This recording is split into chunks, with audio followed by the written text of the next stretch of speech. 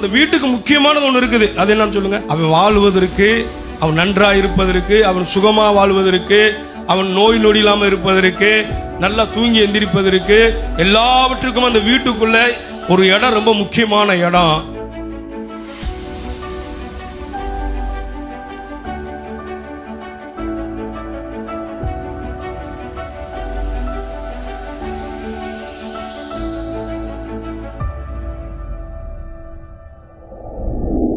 ஆலயம் ரொம்ப முக்கியம்ங்க.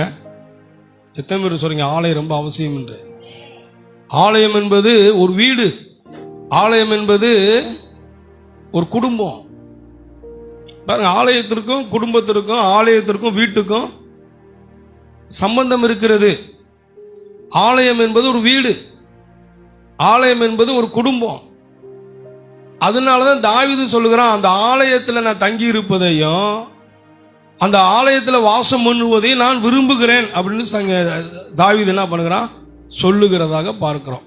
ஆலயம் என்பது ஒரு வீடு. இந்த வீட்டுக்குள்ள எல்லாம் இருக்கிறோம். வீட்டுக்குள்ள என்ன இருக்கிறோம்? ரூம் இருக்குது, எல்லாமே இருக்குது. வீட்டுக்குள்ள எல்லா வசதியும் இருக்குது. ஆனா அந்த வீட்டுக்குள்ள எல்லா வசதியும் இருக்குதுங்க. ஆனா அந்த வீட்டுக்கு எவ்வளவு ஸ்பெஷலிஸ்ட் இருந்தாலும் அந்த வீட்டுக்கு முக்கியமானது ஒன்று இருக்குது. அது என்னன்னு சொல்லுங்க. அந்த வாசம் செய்யற மனு, அங்க வாசம் பண்ணு இருக்கும். அது முக்கியமான இடம். அவன் வாழ்வதற்கு, அவன் நன்றாக இருப்பதற்கு, அவன் சுகமா வாழ்வதற்கு, அவன் நோய் நொடி இல்லாமல் இருப்பதற்கு, நல்லா தூங்கி எந்திரிப்பதற்கு, எல்லாவற்றுக்கும் அந்த வீட்டுக்குள்ள ஒரு இடம் ரொம்ப முக்கியமான இடம். அந்த இடம் தான் கிச்சனு. கிச்சனிலிருந்து செய்யப்படுகிற உணவுக்கு தான் அந்த வீட்டில் இருக்கிற மனுஷனை வாழ வைக்கும். தேவாலயம் வீடு, இந்த ஆலயத்தில் இருக்கிற இந்த புல்பிட் வந்து கிச்சனு. ஆமே. அப்ப இந்த கிச்சனாகிய இந்த வீட்டில் இருக்கிற இந்த கிச்சனாகிய இந்த புல்பிட்ல இருந்து தேவன் செஞ்சு கொடுக்கிற உணவுகள், வார்த்தையாகிய உணவு, சாம்பார் சாதம், தயிர் சாதம், கருவேப்பிலை சாதம், மட்டன் சாதம், இப்படி பாத்துங்க. வேதத்தை ஒண்ணுன்னா எடுக்கணும். ஆமே. சங்கீத வாசிக்கிறப்ப மட்டன் பிரியாணி சாப்பிடுறது போல, அல்லேலூயா. உபவாசத்தை வாசிக்கிறப்ப பூண்டு குழம்பு சாப்பிடுறது போல. ஆமே. என்னங்க? ஆமே. அப்ப இங்க இருந்து வருகிற அந்த உணவுகள் நம்மளை வாழ வைக்குது. ஹலோ, எத்தனை பேர் விசுவாசிக்கிறீங்க? அதனாலதான் ஆலயத்தின் வீடு ரொம்ப முக்கியம். ஏன்னா அந்த வீட்டுக்குள்ள இருக்கிற அந்த கிச்சன் அதை விட ரொம்ப முக்கியம். அதனால இங்க இருந்து வருகிற உணவுகள் நம்மளை வாழ வைக்கும், நம்ம வெற்றியாளர்களாக மாற்றும், நம்மளை சுகமுள்ளவர்கள் ஆக்கும், நம்மளை சிறந்தவர்களாக நல்லவர்களாக மாற்றும். செவி கொடுக்கிறப்ப, சாப்பிட்றப்ப. இங்க இந்த புல்பிட் ஆகிய இந்த கிச்சன்ல இருந்து வருகிற ஒவ்வொரு வார்த்தையும் ஒரு மருந்த போல.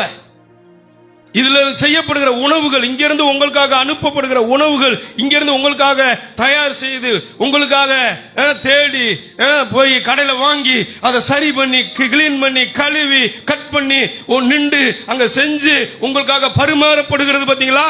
அதை நீங்க சுவைத்து ரசித்து செவி கொடுத்து அதை நீங்க சாப்பிட்டு உண்ணு வாழுகிற பொழுது அது உங்க வாழ்க்கையில தீர்க்காயசையும், தெய்வீக சுகத்தையும், ஆரோக்கியத்தையும் கொண்டு வரும்.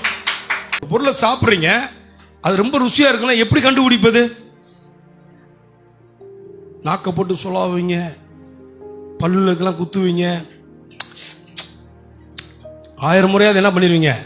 அந்த சுவை, அதை காட்டிலும் 100 மடங்கு வசனத்தை சுவைக்க வேண்டும். ட்ரை பண்ணுங்க. நான் சொல்றேன், இதை ட்ரை பண்ணுங்க. ஒரு நாளைக்கு ஒரு நாள் உட்காந்து இதை எடுத்து இதை பேசுங்க. இதுல இருக்கிற பூண்டுலாம் இதுல இருக்குதுங்க, வெள்ளை பூண்டு இதுல இருக்குது, வெந்தயம் இருக்குது, இதெல்லாம் எடுத்து நீங்க என்ன பண்ணுங்க, பேசுங்க. உணவு, நல்ல உணவு இதுல இருக்குது. நான் அவனுக்கு சவுக்கியத்தையும் ஆரோக்கியத்தையும் வர பண்ணி அவனை நீடித்த நாட்களாய் நிலைக்க பண்ணுவேன்னு சொன்னாரு. ஆமே. நான் என்ன பண்ண, அப்பத்தின் தண்ணீரையும், அவன் அப்பத்தின் தண்ணீரையும் நான் ஆசீர்வதிப்பேன். யாத்திரை சொன்னாரு, அப்பத்தின் தண்ணீரையும் ஆசீர்வதிப்பேன், வியாதி அவனிலிருந்து விளக்குவேன். எடுத்துன லவக்குன்னு போட்டக்கூடாது. அல்லேலூயா. இந்த உணவு, அதனாலதான் இந்த கிச்சன்ல இருந்து வருகிற உணவை, ஆலயமாகிய வீட்டிலிருந்து இந்த கிச்சன்ல இருந்து வருகிற உணவை நான் அதிகமாக சாப்பிட விரும்புகிறேன்.